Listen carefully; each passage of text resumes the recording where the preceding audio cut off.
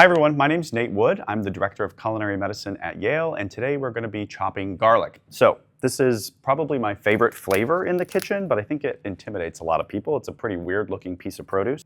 So this is the whole head of garlic, but of course this is not how we eat garlic. We want it into the clove, and then once we take it from the clove, we're going to take it down into smaller pieces.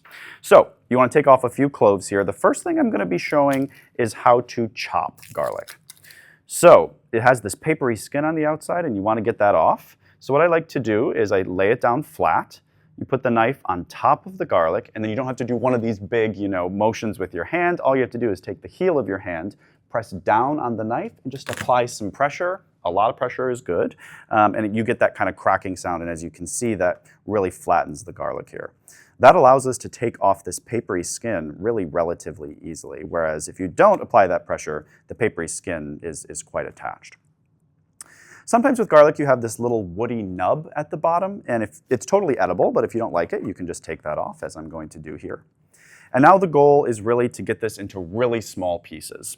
And so what I'm going to show you first is a slice. And to slice the garlic, you just keep your knife up against your knuckles and just go through the garlic as thinly as possible.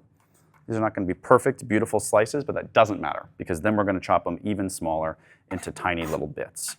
So you can kind of gather all those garlic slices together using the knife, and then what we're going to do is put the knife sideways, put your fingertips on top, and just roll it back and forth. So what's nice about this is it's super imprecise. We're not trying to get perfect little even squares of garlic. You're just trying to get the garlic into small pieces. Now, if you're going to be cooking with this garlic, if you leave it in really large pieces, once it's cooked, that garlic will actually be pretty mellow. Whereas if you cut it into tiny, tiny, tiny, tiny pieces, once you cook it, you're going to get a lot of flavor out of that garlic. So you get to decide how much garlic flavor you want out of the garlic, depending on how small you cook it, how small you cut it. If you're not going to be cooking with it, then you don't want big chunks of raw garlic, right? Really super pungent flavor. And so if you're going to be using raw garlic, I recommend dicing it down into tiny, tiny little pieces. So as you can see, you just rock your knife back and forth a few times there, and then you have minced garlic, like that. Sometimes you want the flavor of garlic, but you don't want any of the texture. And so for that, you can actually take this minced garlic and then make it into a garlic paste. And so if you have a little bit of salt, you can put that on top of that to give you kind of some friction when you're doing this. But what we're going to do is we're going to use the back of the knife and a lot of pressure, kind of almost pulling towards yourself and really flattening that garlic. And what this does is it breaks down all those cell walls and kind of all of that fiber and really ends up creating a paste that you can use from the garlic. So then you can kind of hide it in things if someone doesn't like little bits of garlic, or if you want like a very uniform looking sauce without any extra texture, this is a great way to do that. But as you can see, it just slowly breaks down as you apply that pressure with the side of your knife, creating a garlic paste.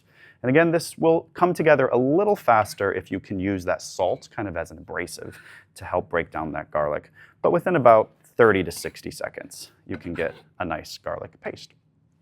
So I'm going to set that to the side. I would say I most often use chopped garlic. I occasionally use the paste, and then very, very occasionally I'll do sliced garlic, which is the last thing I want to show you. So you have your garlic clove here. We don't want to apply all that pressure and flatten it, right? Because we want beautiful little discs almost of garlic. And so what I'm going to do is just kind of take off the ends here, which is another method that allows me to get that papery skin off quite easily. And then just like we did when we first did slices with the minced garlic, I'm just going to go through this really thinly, rocking my knife back and forth, using my claw technique here with my non-dominant hand, using my knuckles as a guide. And you get nice little shavings of garlic. And then you can crisp these up in some oil. They turn nice and brown, and they bring kind of a mellow garlic flavor. And more importantly, they look really, really beautiful if you want to top a dish. So that's mincing and the garlic paste and a nice sliced garlic for some beautiful garlic chips. And with that, you are ready to use garlic.